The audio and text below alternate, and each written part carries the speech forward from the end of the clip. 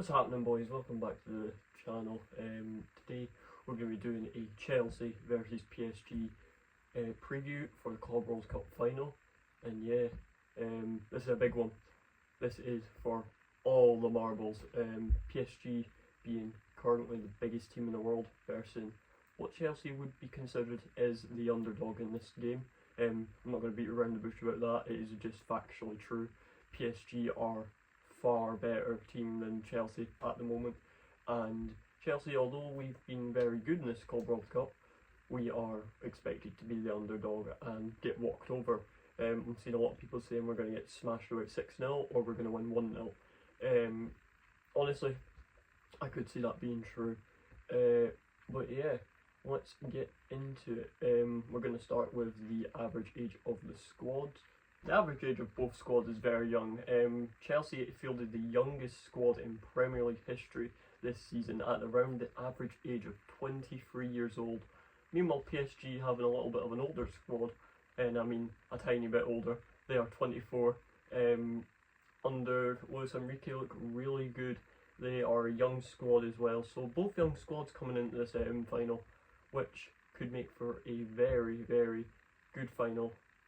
The next point I want to get onto is why Chelsea need to win this final. It's more actually not to do with the trophy, it's to do with the prize money.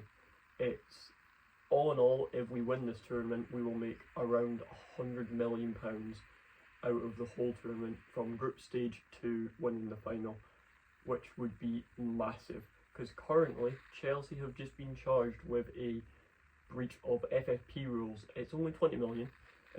So I reckon they'll settle that very quickly, but it's something to look at. Also, we would have fully paid off one of, or multiple, of our transfers we've made for this season. So putting that into perspective, that could pay off Liam Delap, João Pedro, or Jamie Bynoe-Gittins, essentially making all these transfers free, especially with this small breach of FFP rules from Chelsea. We would basically bypass that with another loophole of the prize money being 100 million paid off all these transfers, keeping Chelsea in the green, which would be good. The next point I want to get onto is for the fans. We need to do this for the fans. Chelsea fans have been through a little bit of turmoil recently. Not as much as other fans compared to the Lyon fans currently. They are nearly relegated but saved their club, and maybe fans that have been deducted 10 points, Everton, I'm talking to you, for stupid FFP rule breaches. But yeah, that's a total other point. Chelsea needs to do this for their own fans, because we have been through a little bit of turmoil with this new ownership coming in, and the first season they didn't have a clue what they were doing. Let's break it down and make it simple. They didn't know at all. They just went out and bought big names, and there was no structure. The second season, they kind of gave the manager a little bit of creative control under Pochettino. He got a couple of players that he wanted, and then it kind of all fell apart with Pochettino. He sold off Conor Gallagher, who he really wanted to keep, and personally I liked as well. A lot of the fans just thought he was a running machine, but I think he had a lot of other qualities. He was an absolute dog, is how I'd explain him. He was going for every ball. That's the best analogy I can give you. But yeah, then we go into the Maresca era, and it's been good. Although the football style is not to my liking personally, I'm not a big fan of Maresca ball. It's too slow for my liking, and it's more passing around the back, trying to create the opportunity. It's not my type of football. I like that tiki-taka, Barcelona style of football, but not everyone can play that, which is totally fair.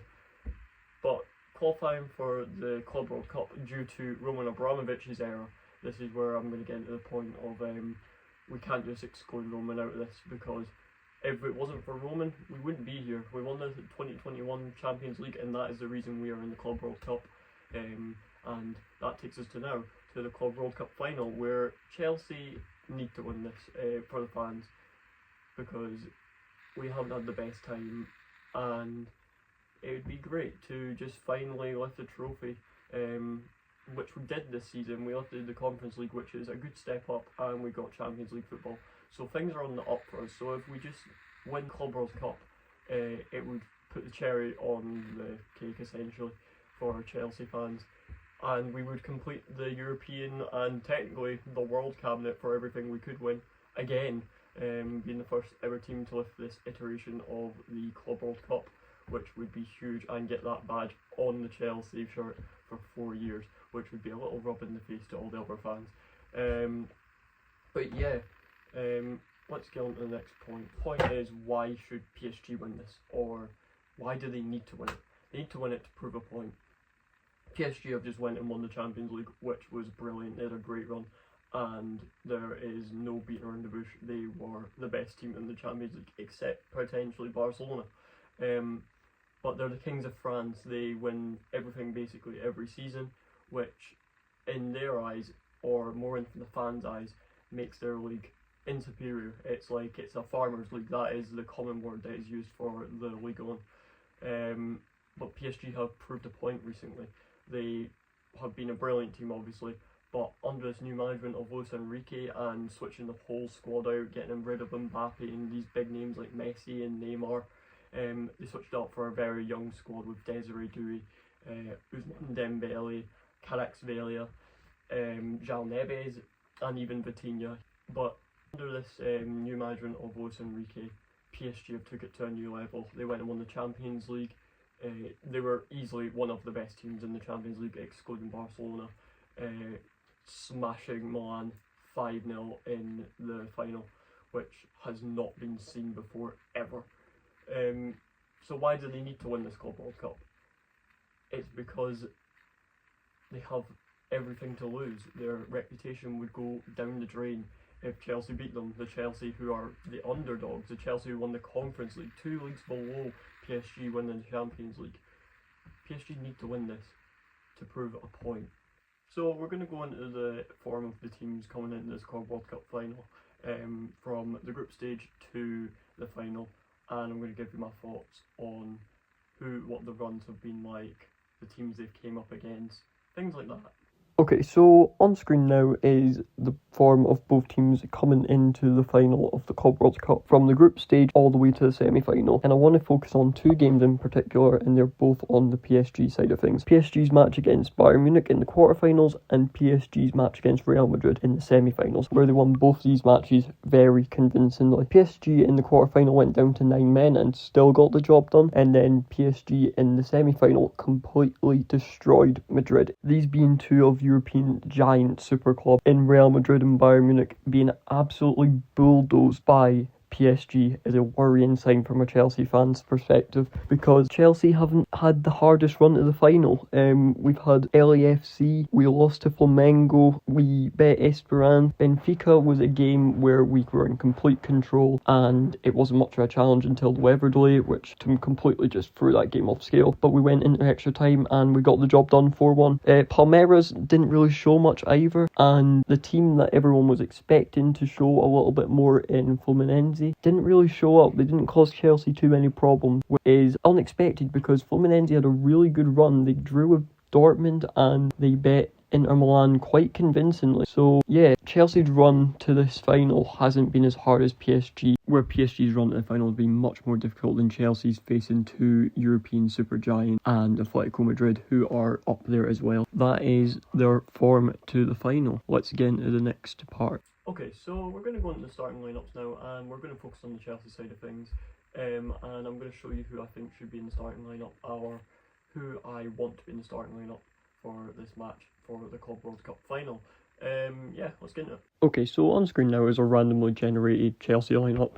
This is completely random, so I'm going to make my changes. And yeah, let's begin with the goalkeeper. We're going to keep this one short and sweet. We're just going to go with Robert Sanchez. He's our number 1 goalkeeper, and he's the only one we've got. He's the only keeper we've got. He has been a very good shot stopper. The only thing with Sanchez is that he makes a lot of mistakes out from the back. So yeah, but we'll move on to the right back here. And I'm going to go with Reece James, purely because he's probably the best option we've we've got Mal Gusto is another one we could have went with, but he's less reliable, and I'm not the biggest fan of him at the moment. He was really good when he joined Chelsea, but as of now, a fit Reece James, I'd take him any day over Mal Gusto. Okay, so next on to the centre back. It says it's Axel Disasi, but we are gonna go with Levi Colwill here. I'm gonna keep it short and sweet. He's been brilliant for us in that back line, linking up with Reece James and this other man who we are also going to put in the lineup, that being Trevor Chalobah. Trevor Chalobah's been excellent for us, from being frozen out from the squad for ages to coming back in after his loan spell at Crystal Palace and getting recalled. He's been unreal for us. I wouldn't like to see him go, but I feel like he's going to get transferred out. It's always rumour every year that Trevor is going to leave in summer or he's going to leave in the January window, but he's one of our most reliable centre backs, so I'd like to keep Trevor Chalobah. So next on to the left back, and this one is the most simple choice in here. It's going to be Cucurella. He's probably one of, if not the best left back in the Premier League, in my opinion. That's not by a Chelsea fan, but yeah. On to centre mid or CDM, we're going to go with an easy one here. We're going to go with Moises Caicedo, an absolute unit on that centre mid. He controls that midfield area very easily. He loves the tackle as well, which I always like about him. And then we're going to go to pair him up with a double pivot of Enzo Fernandez and Moises Caicedo. This too is easily one of the best